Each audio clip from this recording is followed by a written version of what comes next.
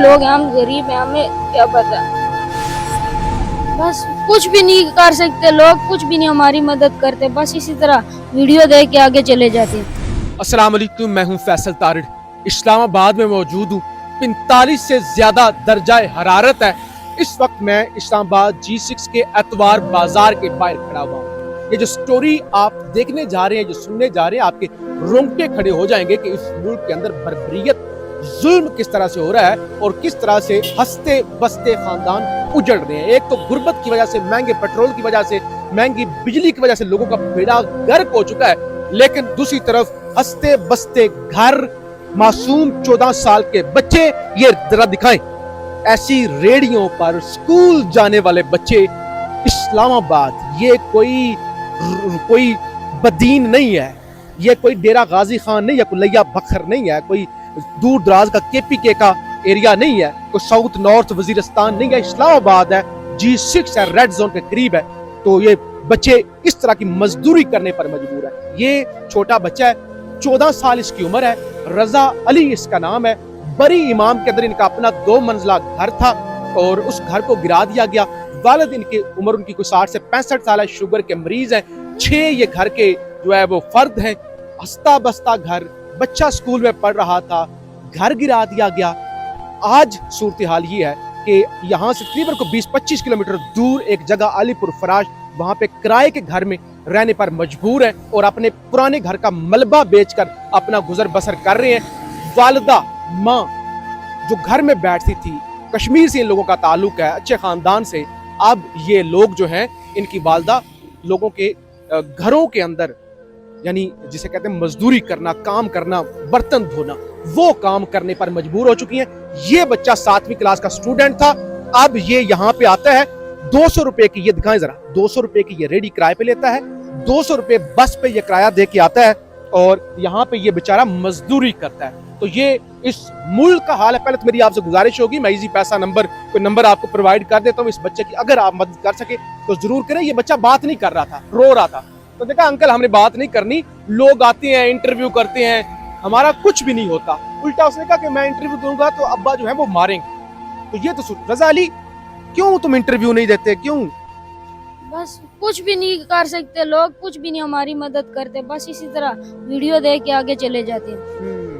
अच्छा, अम्मी पहले काम नहीं करती थी, मतलब पहले अम्मी क्या करती थी जब अपना घर में घर का काम? जी तो अब इतने हालात खराब हो गए हैं कि उनको घरों में काम करना पड़ गया, जी, इसलिए परेशान हो गए।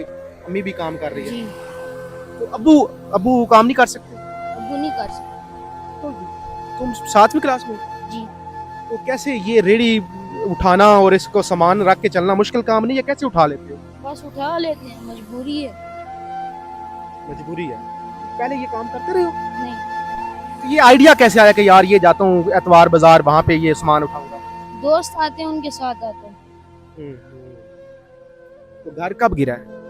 घर हमारा तकरीबन 7-8 महीने हो गए। हुकूमत वाले हैं जो लोगों के घर गिरा रहे हैं, मोहसिन नकवी साहब, वो तो कहते हैं कि भाई जिन लोगों के नाजायज घर हैं उनके हम गिरा रहे हैं। तो आपका नाजायज था, कब्जा किया हुआ था या अपना घर था? अपना घर था, बरीमाम दरबार के बिल्कुल सामने, नूरी बाग महल्ले में। अच्छा अच्छा, दरबार के बिल्कुल सामने। कब से था अपना घर? हमारे परदादों की जमीन में से था। अच्छा, काफी पुराने थे। आपके परदादा की जमीन इधर आए थे, जी, जी। मुजफ्फराबाद से। तो ये जनाब सूरत हाल है जो आप देख रहे हैं इस मुल्क के अंदर। कोई ये बच्चा नहीं, इधर तो सारे बच्चे, ये छोटा बच्चा, ये भी दिखाएं जी। इस तरह के छोटे छोटे बच्चे, इन बच्चों की स्कूल जाने वाली एज है, मुस्तकबिल है ये मुल्क का। इस मुल्क के अंदर लोग बेशुमार, घरों की कमी है, लोग घरों के अंदर जो है वो अपने घर बना नहीं सकते, किरायों के घर पे रह रहे हैं और जो घर बने हुए थे वो तबाह हो रहे हैं। जब कोई घर गिरता है ना, आप लोग या हुकूमत या मोहसिन नकवी को तो यही लग रहा होगा ना, जब कोई घर गिरता है तो बस ठीक है, लेकिन वो घर नहीं, पूरा खानदान गिर जाता है। लोगों की जो बेटियां बहनें हैं वो सड़कों पर आ जाती हैं। तो ये सूरत हाल है। ये पीछे जरा दिखाएं ना, अपने पीछे जो आप खड़ा हुआ है, ये छोटा, और ये रेडी, तो ये पाकिस्तान का मुस्तकबिल है, ये इस्लामाबाद है। बहरहाल ये रजा अली बड़ा मेहनती बच्चा है, इसको सपोर्ट करें। बहुत शुक्रिया। तो ये जनाब सूरत हाल है इस मुल्क की। मेरे साथ नौजवान सहाफ़ी अताउर रहमान कोहिस्तानी भी मौजूद हैं।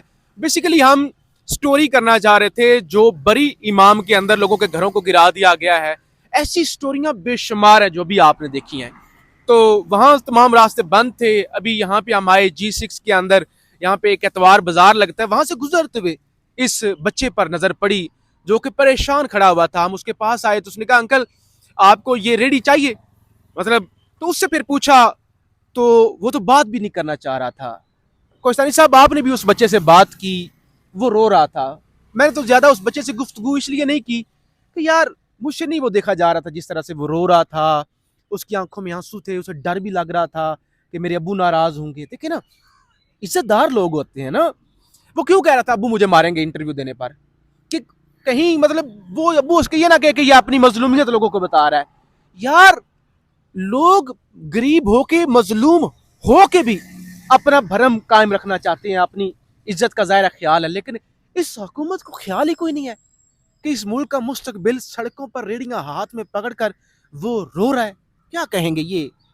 फैसल तारड़ साहब, मेरे पास तो अल्फाज नहीं है, क्योंकि मैंने ख़ुद इंटरव्यू किया और जब मैं इंटरव्यू कर रहा था उस इंटरव्यू के दरमियान वो रोया तो दिल मेरे खून के आंसू रो रहा है। मैं आपको बता नहीं सकता जो सूरत हाल मेरे ऊपर गुजरी यार उनको देख के।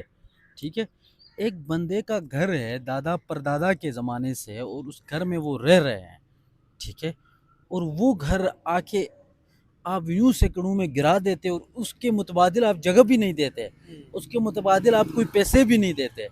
अभी वो मतलब वो कहाँ जाएंगे यार, सबसे बड़ी चीज़ ये है। ठीक है, अब वो उसकी आपने गुफ्तगू सुनी होगी, उसने क्या कहा कि मेरी अम्मी घर पे किसी के घर काम नहीं करती थी, घर में काम करती थी अपने, लेकिन उसकी अपनी माँ दूसरे लोगों के घरों में जाके काम करने पे कितनी, मजबूर है। जब मैं देख रहा था जब वो कह रहा था माँ काम करती है घरों में, उसे कितनी शर्म भी आ रही थी और कितना वो दुखी था। और आंखों में उसके आंसू बार बार, वो जो आपने देखा होगा। मेरे पास तो अल्फाज नहीं है। मैं मतलब ये जो शहबाज शरीफ साहब आके कहते हैं वहाँ पे कि इस मुल्क में महंगाई ख़त्म हो रही है, और तो ख़त्म हो रही है तो फिर वो गरीब आवाम तक वो रिलीफ अभी तक क्यों नहीं पहुँचा, कहाँ है? ठीक है, किधर है वो गरीब? अब 15,000 उसने कहा कि किराया उनका जो उन्होंने घर लिया हुआ इधर अलीपुर में, और उसने कहा एक भाई उसका काम करता है, बाप उसका बीमार है शुगर का, 65 साल उसकी उम्र है बाप की। ठीक है, तो उसने कहा वो जो 15,000 वो कमाता है वो वही किराए में जाता है, वो कमाता भी 15,000 एक जगह पे। ठीक है, अम्मी उसकी काम कर रही है, खुद आके यहाँ पे उसने कहा 500 या 600 रुपये उसकी दिहाड़ी लग रही है। भाई 200 रुपए की वो लेता है रेडी किराए पे, 200 रुपए किराया लोकल बस पे वो दे के इधर पहुंचता है लंबा घंटों का सफर करके। उसके बाद फिर वो कोई कमाई करे, कोई कमाई भी कौन यहाँ इस तरह बाजारों के अंदर कौन आपसे रीड आप लेता है? मुझे एक बात बताएं, मैं एक ये स्पेशली अपने नाज़रीन को ये बात भी बताना चाहता हूँ। ऐसे जो बच्चे जो हम देखते हैं सड़कों के किनारों पे जो खड़े होते हैं, हम इग्नोर मार के जाते हैं, कोई गुस्सा करके जाता है ऊपर, तो कभी भी यार गुस्सा ना करें, किसी के भी दिल का कोई पता नहीं होता। अब ये बच्चा था, ठीक है, जो हमसे मदद मांग रहा था कि यार आपका कोई सामान तो नहीं है, जब हम गाड़ी से नीचे उतरे तो। ठीक है, तो हमने तो अभी फैसल तारड़ साहब, मैं भी आपके तवज्जुह से, आपके इस चैनल के तवज्जुह से जो देख रहे हैं उनसे भी ये गुजारिश करूँगा, नंबर उनके पास कोई मोबाइल भी नहीं था ना, उन्होंने कहा उनके फैमिली में किसी के पास मोबाइल है। ठीक है, उन्होंने कहा बटनों वाले वो मोबाइल है, और उन्हीं बटन वो जो छोटे मोबाइल होते हैं। ठीक है, तो वो कह रहा था मैं किसी का एजुकेशन नंबर भेज दूंगा। आप सबसे ये गुजारिश है, खुदारा नंबर वो भेज देंगे। फैसल तारड़ साहब आप नंबर लगा लेना, सामने स्क्रीन पे आपको शो हो रहा, इस नंबर पे आपसे जितना हो सके इस बच्चे की मदद कर दें यार। और मामला भी है ना जो लोग देख रहे हैं, वो बच्चा कह रहा था कि हमारे पास किसी पैसा अकाउंट भी नहीं है, तो ये हो सकता है कि अगर उसने ना भेजा तो हम कोई अकाउंट लगा के तो ये बच्चा इधर ही आता है या बंदा उस तक पैसे पहुंचा देता है, कोई तरीका बंदा बना लेता है। नंबर आपने उसे आपने अपना पर्ची पे लेके दे दिया था। बहरहाल ये सूरत हाल है जनाब। उसने बताया बच्चे ने कि यहाँ पिम्स अस्पताल है G8 में, उसके करीब किसी कोठी के अंदर उसकी वालदा काम करती है। अब मैं जिंदगी में, मैं इस्लामाबाद में रह रहा हूँ, मैं जिंदगी में अलीपुर नहीं गया, ये जो अलीपुर फराश टाउन जो वो कह रहे हैं, मैंने भी गया, अच्छा आप भी नहीं गए। वहां से वो अगर आके डेली झाड़ू पोंछा करती हैं वो G8 के अंदर, तो वो जो तनख्वाह कमा रही हैं, आधी तनख्वाह तो आधा टाइम तो उनका उस पर लग जाता होगा। और फिर वो प्रोफेशनल भी नहीं है कि घरों के अंदर वो शुरू से ही झाड़ू पोंछा करती हुई आई है।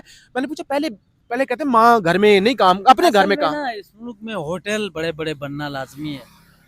ठीक है, गरीब लोगों का क्या है, वही वाली बात है, अमीर अमीर से अमीरतर होता जा रहा है, गरीब मजीद दबता जा रहा है, मजीद वो गरीबतर होता जा रहा है। ठीक है, अब इस बंदे का अपना घर था, घर से वो चले गए, एक अच्छी फैमिली थी, अच्छी तरह से चल रहे थे।